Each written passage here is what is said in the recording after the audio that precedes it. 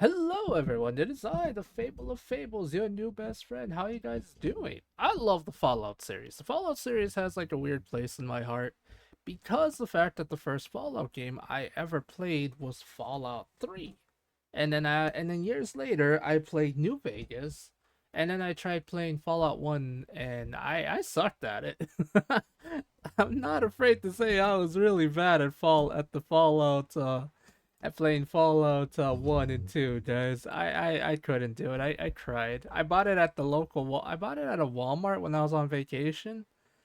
And let's just say I kind of regret it because that thing kicked my ass. It kicked my ass so hard I cried. Anyway, I like Fallout. This was recommended to me in my Discord a while ago before everything kind of got too crazy. But yeah, let's check it out. We're reacting to Fallout: The Worst Radiation Zones. Gonna be kind of crazy, not gonna lie. But yeah, let's go. Radiation is one of the scariest parts of the Fallout universe. It's everywhere. Glowing pools, ruined vaults, entire regions locked in fallout centuries after the bombs. But to understand why these places are so terrifying, it helps to know what radiation actually is and what it does to the body. In real life, radiation is energy released from unstable atoms. Too much exposure damages your cells and breaks down DNA. It can lead to burns, sickness, cancer, or even death. It's invisible, and that's part of what makes it so dangerous. You don't see it, but your body feels the effects almost immediately, if the dose is high enough. Basically, you're being cooked from the inside out. Fallout takes that real danger and pushes it even further. Instead of just sickness or cancer, radiation creates ghouls, glowing monsters, and region where the land itself becomes unlivable. It doesn't fade with time. It lingers in the craters, vaults, and the storm systems, changing the world into something permanently hostile. Where our world uses radiation suits and careful containment to survive, Fallout shows what happens when there's no control at all, when the fallout is everywhere and no one is safe from it. So with that in mind, let's dive into some of the worst radiation horror stories in the Fallout series. This looks like a normal ruined commercial district, but behind the super mutants and broken buildings is one of Fallout's more horrific radiation stories. The area is full of the usual fighting, mutants, mercs, and even a behemoth. But behind Tacoma Industrial is something a lot of people don't see on the first run: the irradiated pool and the story of the two scientists who tried to study it. Getting there means climbing through the industrial building, exiting onto the roof, and then working your way down into a canal that's glowing with radiation. The water itself is lethal, with barrels of waste spilling out into the pit. Cross the canal and you'll find a small camp. Terminals left behind tell you about Isabella Proud and Jason, two researchers who set themselves up right next to the pool. They came here wearing radiation suits, trying to study how it worked and even how it might affect mutated humans. This didn't end well. Isabella's research logs show how long they've been working near the pool. For over a month, they moved closer and closer, trying to collect real data about ghoul behavior. She noted that feral ghouls didn't fear daylight, but tended to gather indoors. And then she began experimenting with lures. One experiment was to fill heavy basins with water and irradiate them at different levels. The basin with the most radiation drew in the greatest number of ghouls, proving how strong the pull of Fallout was for these creatures. She named specific ghouls she observed, like Melinda, who once approached her but didn't attack, only sniffing the resin-coated radiation suit Isabella had been wearing before leaving. It gave her the idea that feral ghouls could be more complex than most believed, maybe even capable of communication. When a group of ghouls returned days later, she and Jason observed them using a screen for cover. The group settled into the irradiated water, led by an alpha male she called Samuel, a glowing one that clearly drew the others together. At this point, Isabella stopped being cautious. After weeks of watching, she wanted direct contact. She decided she would approach the ghouls at dusk. Knowing that Jason wouldn't agree, she secretly coated his radiation suit with the irradiated resin she had been using on the basins, hoping it would draw the ghouls in and let them get closer. That decision was their last. Both scientists were killed, and their camp was left destroyed beside the glowing pool. When the lone wanderer arrives, Isabella and Jason are dead. Samuel has become hostile, and feral ghouls stalk the ruins. The irradiated canal itself is still dangerous, with barrels leaking fallout into the water. Isabella tried to push science into a zone where the world itself had already been changed beyond recovery, and it cost both her and Jason's lives. What she did to Jason in the name of science is pretty horrific, using him basically as bait just to see how the ghouls reacted. insane. Vault 34 is one of the worst examples of how radiation can destroy a community from the inside. It was overcrowded from the beginning, and arguments over access to the armory turned violent. During one of these uprisings, the reactor systems were damaged. Once that happened, the cooling vents and other critical infrastructure failed, and radiation started spreading through the entire vault. From that point on, everything inside was slowly poisoned. The people who stayed behind had no escape. The main door had been sealed after the earlier exodus of the group that would later become the Boomers, and with guards posted, no one else could leave. When the reactor began leaking, they were trapped in a space where the air, the water, and even the walls themselves carried radiation. Engineering teams Oh yeah, I remember this quest. This vault is the one where they decided that they had a lot of firepower. Like literally, they had so much firepower all over the place. It was ridiculous. That's why the Boomers had so much firepower to begin with, is because of this vault here. Teams tried to stabilize it, but nothing worked. The reactor continued leaking for years, and fear and panic spread as quickly as the contamination itself. The result was long-term exposure that turned a once functional vault into a nightmare. Generations who lived through the leak were slowly irradiated, and by the time the courier discovers Vault 34, almost every resident is dead or has become a feral ghoul. A lot of them glow with the amount of radiation in their bodies, turning the dark halls into green light. Some of them are still wearing their security armor, but the people themselves are gone, replaced by creatures kept alive now by that same contamination that killed them. The reactor chamber is the most dangerous part. Radiation levels spike as you move closer. The core is still unstable after decades. Flooded sections of the vault have dead technicians floating under the desks, their bodies glowing from the exposure they suffered trying to fix the system. These little details tell us just how desperate the residents were.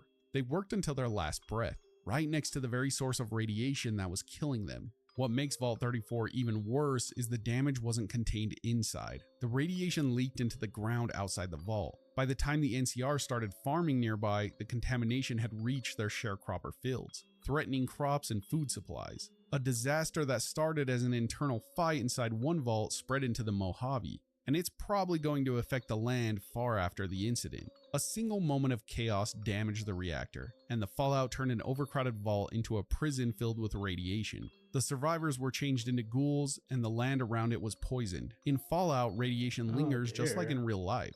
The difference is that while it can erase everything, it might still leave something else behind. Also, in case... Is it raining? It smells like it's raining. What the frick? Oh, sorry about that. Also, in case anyone doesn't know this, there's actually certain flowers in real life that absorb radiation. It's very interesting, but I think it's just a little cool little fact. I believe sunflowers are actually one of the ones that can help absorb radiation. How or why that works, I'm not actually sure. I like to think of myself as a bit of a botanist, but even I don't have all the answers. But yes, sunflowers are one of the types of flowers in real life that can help absorb radiation. It's kind of funny. Anyway, let's go.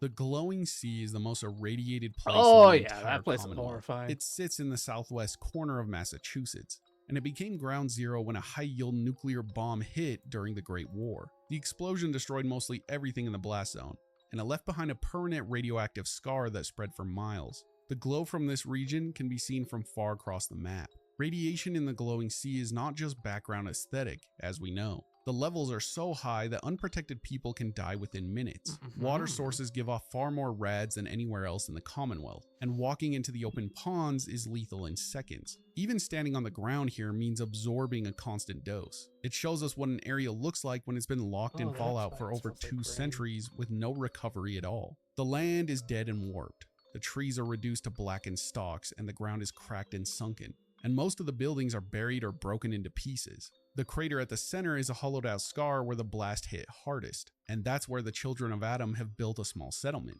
They live right inside the source of the radiation, worshipping the bomb that destroyed everything around them. For them, it's holy, but for anyone else, it's lethal just to approach.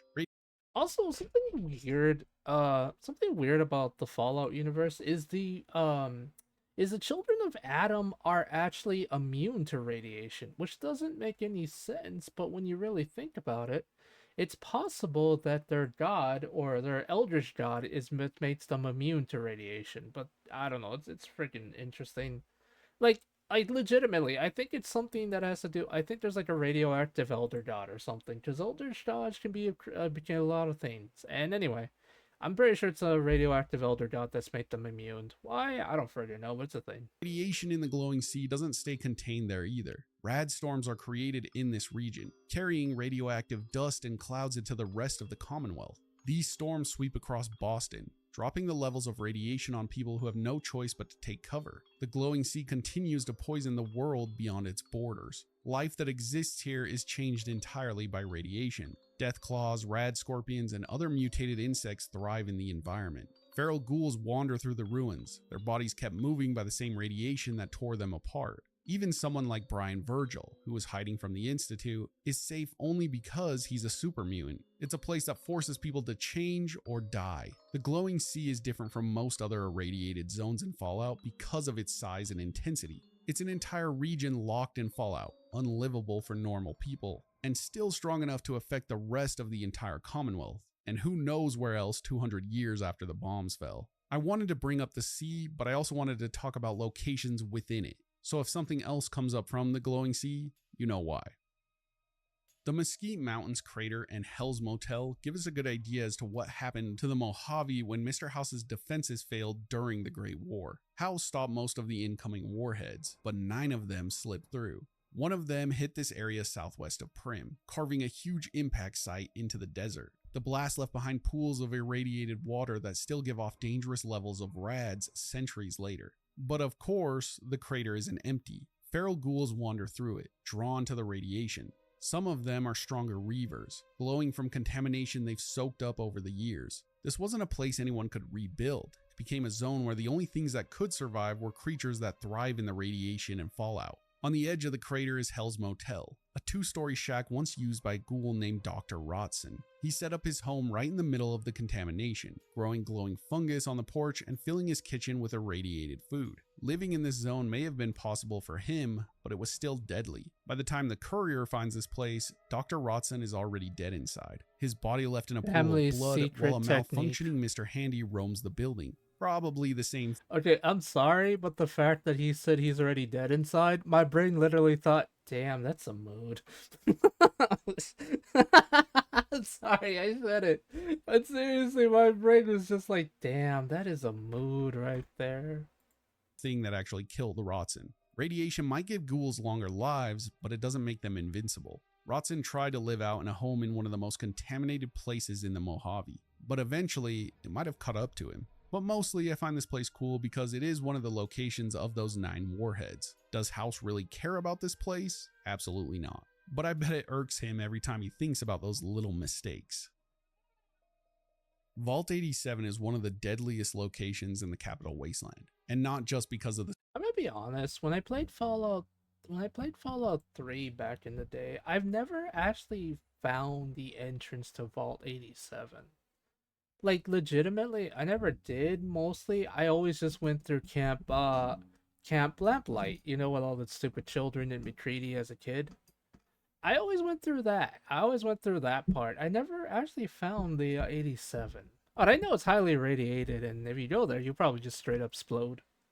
super mutants inside, but really because of the radiation outside its front door. The direct path to the vault entrance is drenched in extreme levels of rads. The game makes it clear that walking straight in is impossible without near instant death. The numbers climb so fast that it serves as basically a wall of radiation, shutting out anyone who tries to reach it. I think it might actually be the most irradiated location in the games. I'm not sure, but what I do know is that you can find a spot here where the radiation is peaking at 4,000 rads per second. That's a shit ton in case you were wondering. And this level of contamination didn't happen. The fact that a shit ton, a buttload, and I'm pretty sure another thing are actually, well, a buttload is actually literally a figure of measurement. I don't know about a shit ton, but knowing people, that probably is one, yes. By chance. The vault was hit hard during the Great War, and the surface around it became saturated with fallout. The blast zone left the entire entrance poisoned, and even 200 years later, the ground is still deadly. Bones and debris in the area show that people had been here before. But of course, no one could ever reach the vault without dying almost immediately. There's even a guy in a radiation suit near the entrance, but not even he had a chance. What makes this even worse is what it implies about the people inside. Vault 87 was cut off from the rest of the world, not just by the sealed doors, but by the wall of radiation outside. Anyone trying to escape would have been faced with certain death before they even reached daylight. That left the residents trapped in a place where experiments with FEV would go on unchecked, turning them into super mutants that later filled the capital wasteland. The exterior of Vault 87 shows that radiation can create barriers stronger than steel. A door might be forced open, but radiation doesn't budge. It lingers, it spreads, and it makes whole stretches of land impossible to cross. In this case, it made Vault 87 a prison with a radioactive moat, locking its inhabitants inside and ensuring that whatever happened in there stayed hidden until the mutants began to climb out. Hang on there, traveler. You'll want to steer clear of this place. The whole town's irradiated to high hell. Camp Forlorn Hope? I think that's what's called. Camp Lamplight. No, I don't even know. I was stationed at Camp Searchlight before the Searchlight. I knew it had light in it. Fucking the Caesar's Legion or Caesar's Legion. I don't care how you pronounce it. I call it Caesar's Legion. Caesar's Legion absolutely just destroyed that town by radiating the shit out of it. incident. Camp Searchlight gives us a good example of radiation that can be turned into a weapon long after the bombs first fell. Before the war, convoys carrying nuclear waste were diverted here during the chaos of 2077. The town's fire station ended up being used to store fuel rods that were supposed to stay sealed forever. 2 centuries later, when the NCR set up a major base in the area, those casks were still inside. It should have been a secure stockpile, but Caesar's Legion saw an opportunity. Under the orders of Vulpes and Colta, Legion agents infiltrated the camp. They broke into the fire station and unsealed the rods. When they did, a wave of radiation poured across the base and the town. The release killed the infiltrators immediately, but it also tore through the NCR forces inside. Soldiers caught in the blast zone either died within minutes or were poisoned so badly that they later turned into ghouls, and it left the whole town uninhabitable. Walking through Searchlight today, everything is soaked in rads. The homes, the school, the churches, they all give off steady radiation. Even the air carries it. The town looks mostly intact compared to other ruins in the Mojave, but it is a deadly trap. Every building has... It is, because I think in that firehouse with the in the firehouse right there, fire station, there you go. Frickin' there's a giant frickin' scorpion mom there. She's evil and I hate her. The NCR soldiers turned ghoul inside, wandering in their old uniforms, shuffling along slowly with their knives, like they're still trying to fight even after their minds are gone. They're the NCR troops who were stationed here, changed by the disaster that killed their base. The fire station is the heart of the event. This is where the rods were opened, and it remains one of the most contaminated spots in the camp. Creatures that thrive on radiation, like rad scorpions or golden geckos, have taken over the ruins around it. The schools and churches that once served the town are now crawling with these beasts, feeding off the warmth left behind by the fallout. For the NCR, it was a psychological blow. The camp was meant to be a foothold in the southern Mojave, and in one strike, it was gone. First Sergeant Astor now leads the survivors from a safer distance. His logs tell us that he blames himself for not stopping it, even though the attack was carefully planned and almost impossible to prevent. Private Edwards, one of the few who lived through it inside the town, admits to the horror of seeing comrades die or turn into something else right before his eyes. Camp Searchlight is different from the other sites in this video because it didn't come from a bomb that fell during the Great War. It was the result of sabotage after the world had already been ruined. Radiation here wasn't random fallout drifting in from somewhere else. It was released deliberately to kill soldiers and turn a thriving base into a radioactive graveyard. The cratered hamlet in Fallout 3 looks like a small neighborhood that got destroyed, with a few broken houses around a... I think I remember this one, but I don't remember at the same time, if that made sense. Probably not, but let's go. Massive crater. Inside the crater are barrels of radioactive waste, and the whole area gives off steady radiation. That part makes it different than just being another bomb crater, since apparently someone dumped waste here long after the initial blast. Or it looks like maybe a truck full of radioactive waste ended up crashing into the crater as the bombs were falling. The houses around it still have wrecked cars out front, which tells me that the people of this neighborhood never made it out. I mean, obviously, look at the houses. It probably wasn't the radiation and more like the blast. North of the crater, there's a bus that's crashed with skeletons still nearby. It feels like people tried to get out, but they didn't make it. Or maybe they ended up caught in the radiation later. It's not the most insane radiation spot, but I wanted to include it anyways because I found the fact that there's still barrels here weird. The waste in the center shows it was turned into a dumping ground afterwards, or at least somehow they ended up here after the bomb, making the damage worse. It's a small spot, but it tells the story of a neighborhood that was destroyed twice, first by the bomb, then by the radiation that followed. The decayed reactor site sits deep in the glowing sea, and it's one of the most dangerous radiation zones in the Commonwealth. The location is built around 2 half-buried reactor domes and a small control room, all that's left of a power facility that was destroyed when the bombs hit. Walking inside the domes means stepping into some of the highest radiation levels in the game, spiking it up to 40 rads a second right in the center. That's enough to kill anyone almost instantly without heavy protection. The control room plays a looping message. A broken automated voice repeats warnings of a meltdown. Warning. Reactor breach detected. Meltdown imminent. Meltdown in 15 seconds. Meltdown in 10 seconds. Meltdown in...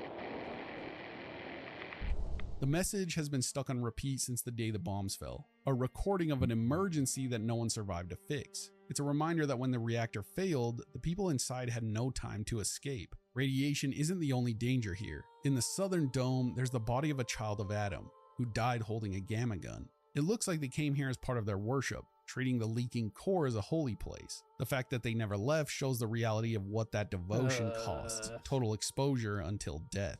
On top of that, a deathclaw sometimes nests inside the dome, sleeping right next to the corpse. So yeah, that seems pretty bad. If the radiation didn't get you, this thing definitely would. It's another location where radiation is still pouring out in lethal waves, where an old automated system has been endlessly counting down a meltdown that already happened, and where even worshippers of Adam die trying to draw closer to what they see as divine.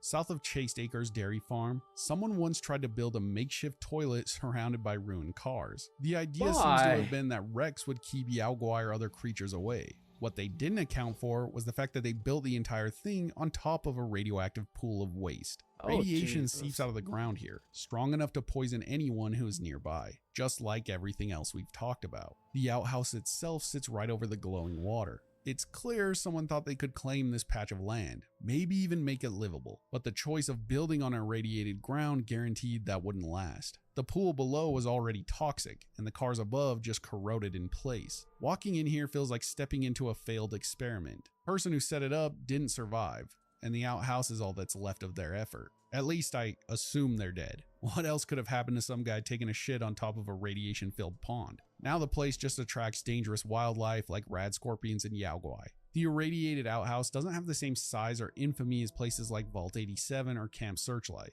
but it tells that same kind of story. Radiation doesn't just wipe out cities and vaults. It destroys individual lives in small attempts at rebuilding. One wastelander tried to create something here, and the land itself turned against them. But maybe that's just Darwin's theory for this specific location.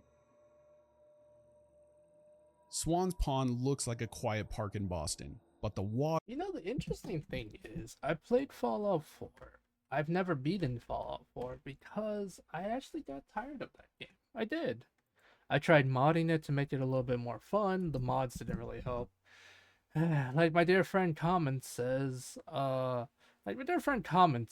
Fallout 4 is both under and overcooked. And I completely agree with that because Jesus Christ, this game, how? How do you make something both under and overcooked at the same time? It's ridiculous. Water tells a different story. The pond itself is irradiated, and anyone who drinks from it takes in far more radiation than normal, 5 times more than most sources across the Commonwealth. It shows how poisoned this small patch of land has become, and how dangerous it is even without the monster hiding in it. Toxic waste barrels can be found near the groundskeeper's shack on the northwest edge of the pond. The radiation there spikes so fast that it can kill quickly, making the building nearly impossible to reach without strong protection. The barrels explain why the water itself is so contaminated, turning what was once a public park into another Fallout pool that never recovered after the war. But the water here isn't empty. A unique super mutant behemoth called Swan lives beneath the surface. He attacks when disturbed, dragging anyone too close into a fight in the middle of the contaminated pond. Around the ponds are notes, skeletons, and signs that people tried to use the area after the bombs fell. Some left Mhm. research logs, others simply died against the trees or by the statue nearby. Their bodies show that people continue to be drawn into the irradiated park, whether for science, survival, or just by accident. And the result was always the same: radiation exposure, swan, and death. These could have also been people Yeah, but also the fact is, Swan is a creation by the Institutes. If I remember right, Swan was if I remember right, Swan was a janitor in the Institute, and they literally, and he betrayed them or something, and then they decided to, say, hey, you shouldn't have done that, and then they turned him into a giant monster. Okay, I don't know if that's exactly what happened. I just know that Swan was part of the Institute at one point. Not a scientist, but something. who were here as the bombs were falling and got caught up in the initial fallout. But in the world of Fallout, you'll find poison spots like this, where the environment, the water, and the creatures inside all feed off the radiation that never goes away. Okay, how do we not bring up the divide in a radiation video? Oh, I tried yeah. to keep this one short and to the point because we've covered this place a lot. But radiation here is some of the most disastrous we've seen in the games. It's one of the most irradiated regions in the entire series. When dormant missile silos hidden beneath Hopeville and Ashton detonated, the ground itself split open. Entire highways and towns collapsed into canyons, and nuclear fire poured out into the air. The result was not just destruction, it created a landscape permanently poisoned by radiation. The detonations turned the area into an ongoing storm zone. Fallout clouds mixed with dust and ash, forming radioactive sandstorms, strong enough to strip flesh from bone. These storms never cleared. They constantly sweep across the land, making the divide a place where exposure is unavoidable. Radiation here isn't just background hazard, it's actually tied to the weather system. The survivors caught in that disaster became the marked men. They weren't killed outright, but the storms and radiation burned their skin off and kept them alive. Their bodies are trapped in a cycle of being flayed and regenerated by constant. Yep. The Divide is such an interesting area, but it's also the most deadly, like probably one of the most dangerous areas in Fallout New Vegas, given the fact that, like you said, the flayed ones or the marked men literally have their skin being peeled off because of the like the high winds and all the sand and everything completely doing that to them. But they're also healing because ghouls need radiation to heal, and it's kind of crazy. Exposure. Radiation is the only thing sustaining them and forcing them into a state between living and dead. The Right? destruction also contaminated everything under the ground. Old silos, bunkers, and tunnels still leak radiation, and the canyon walls glow with the remnants of the blasts. Even decades after the detonations, the divide continues to pour fallout into the air, feeding the storms that spread death across the ruins. It's an environment that no one can live in without protection, and those who tried were either killed or changed by the exposure. It's a place where the bombs created a permanent self-sustaining nightmare. Radiation isn't limited to pools or reactors here. It's in the weather, the soil, and the people. It never fades, and it makes the divide one of the worst examples of nuclear contamination in the entire Fallout universe. There's obviously more radiation stories and locations to be found in the games. I mean, it is called Fallout. So if there's something you want me to cover in a few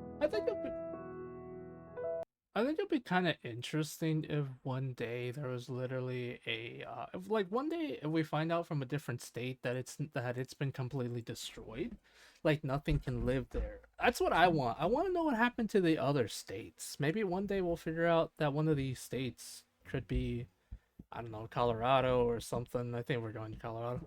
I don't know, Utah? No, we've been to Utah. I don't know. Just one of the states just absolutely got obliterated. That's all I'm saying. future video, let me know. I really do appreciate you guys watching, and remember, enjoyed time is never wasted time, and I'll see you in the next. Oh my god. Anyway. Alright guys, if you kind of like this kind of content, please do like, comment, and subscribe. Yes, if you like this kind of content, do like, comment, and subscribe. Words, chicken nuggets.